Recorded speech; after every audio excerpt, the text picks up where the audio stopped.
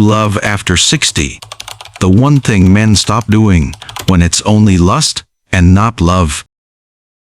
Hi, welcome back to my channel. It's David again. Today I want to talk about a very quiet truth in relationships. The one thing men stop doing when it's no longer love, but only lust.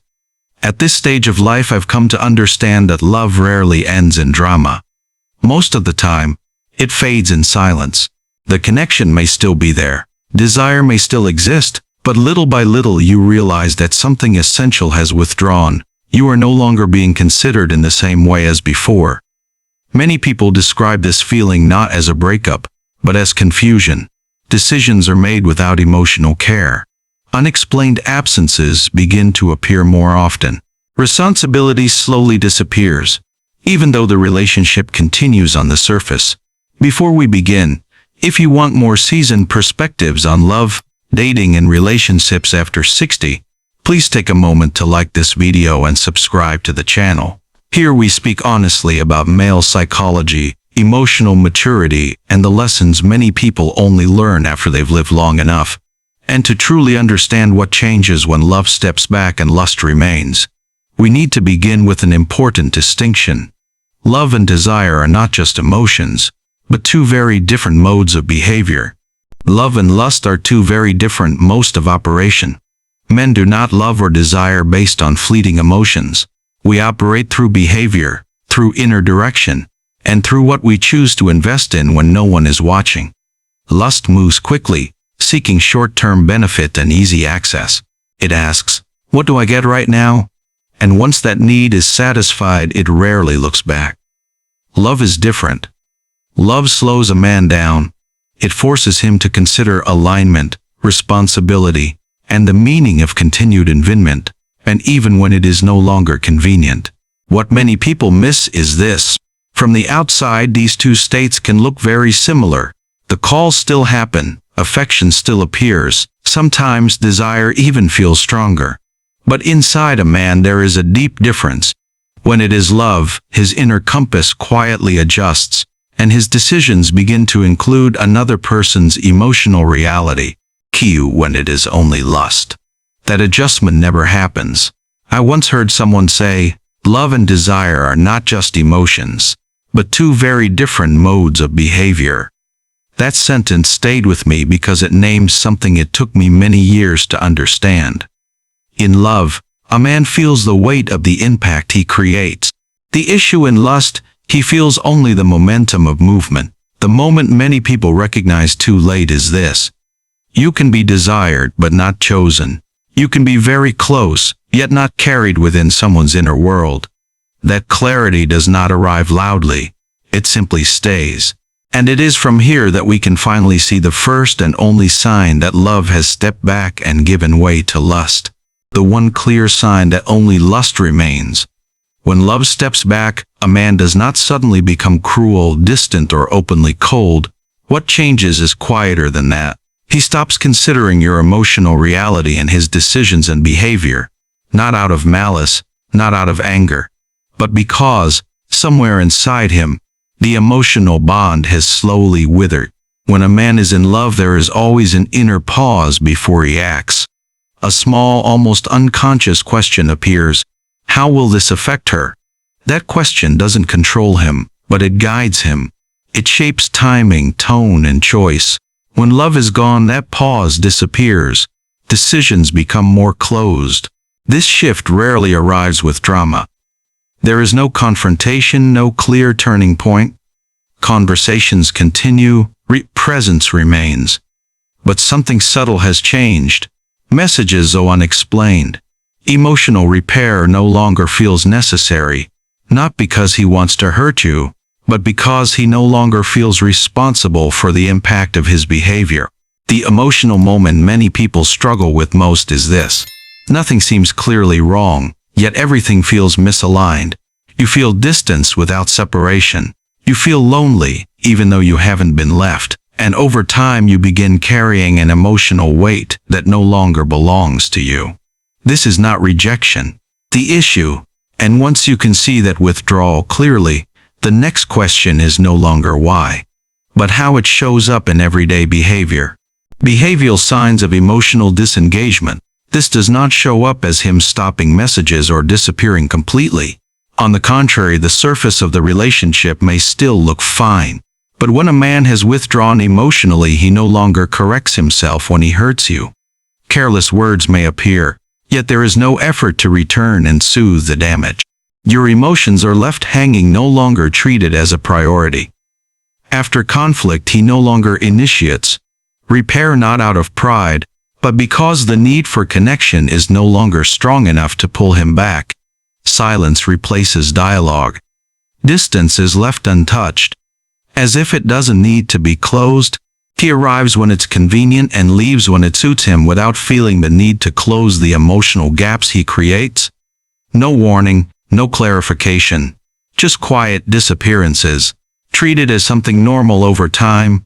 Every interaction becomes convenient. When they don't require real emotional presence, intimacy continues without responsibility. There is no longer awareness of the impact his behavior leaves behind.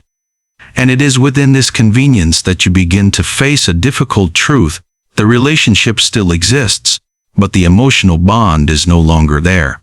And to understand more clearly why these behaviors keep so many people stuck in confusion, let's move into the next part, where I'll talk about why women so often become trapped in relationships where only lust remains.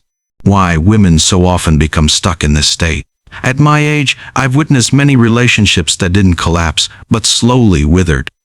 Women don't stay because they fail to see the problem. They stay because there are still enough familiar pieces left to feed hope. Physical intimacy remains.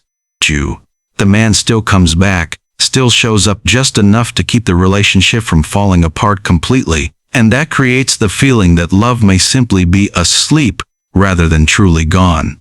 But at a deeper level, the elements that keep a relationship alive are no longer there. The issue, emotional connection, and the sense of being carried within each other's inner world, has quietly withdrawn. The shared story is no longer continuing. There is no sense of where the relationship is going. Only scattered moments existing on their own. Some people stay because they believe that as long as intimacy and tenderness remain. Others stay because they fear letting go of a relationship that was never clearly ended. Different reasons, but they all lead to the same place. Waiting in confusion, instead of moving forward with clarity. I'd really like to hear your thoughts. In your view, what keeps people staying the longest in this state? Share your perspective in the comments, and feel free to share this video with anyone who may be experiencing something similar. The issue, and to understand why our own reactions can unintentionally prolong this situation. Let's move into the next part, where we'll talk about the mistaken responses that allow lust to continue while love never truly returns. The mistaken reactions that prolong a state of mere desire when they sense a shift in the relationship. The natural reaction of many women is to give more. They share their emotions more openly, express their sadness, fears, and wounds more clearly. They try to explain what they need, hoping the man will understand and return to who he once was.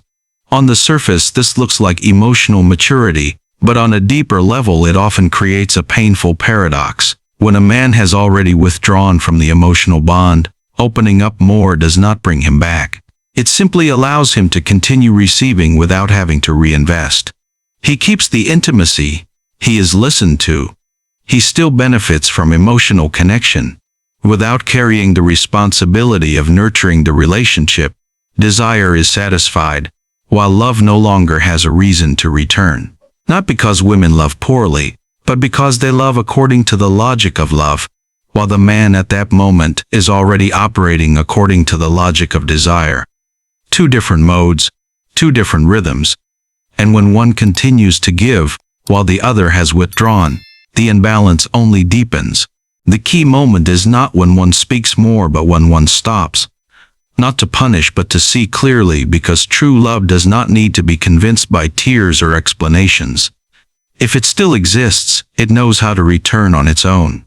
And it is precisely from this point that the question is no longer how to hold on to the other, but how not to lose oneself. which we will explore together in the final part. Issue: at this age, I no longer believe that love disappears because of a single mistake. It usually withdraws slowly, through very small things we tend to overlook. What we've been talking about today isn't whether someone stays or leaves, whether they still text or remain physically close, but it's about whether you are still being considered in the other person's inner world. When love is present, it leaves traces in the way a man reflects, adjusts, and takes responsibility for the impact of his actions. When only lust remains, presence may still be there, but responsibility is not. And the moment you recognize that difference is not meant to hurt you further, but to help you stop doubting yourself. If there's one thing I hope you carry with you after this video, it's a quiet sense of clarity. No judgment, no self-blame. Just the understanding that you are not asking for too much, or simply asking for what is right.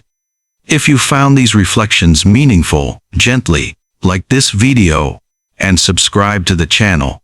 In the videos ahead, I'll continue sharing honest perspectives on relationships, personal boundaries, and emotional self-respect, especially after 60, when we no longer want to love in confusion. And I'm David. Thanks for watching my video till now, and see you next time.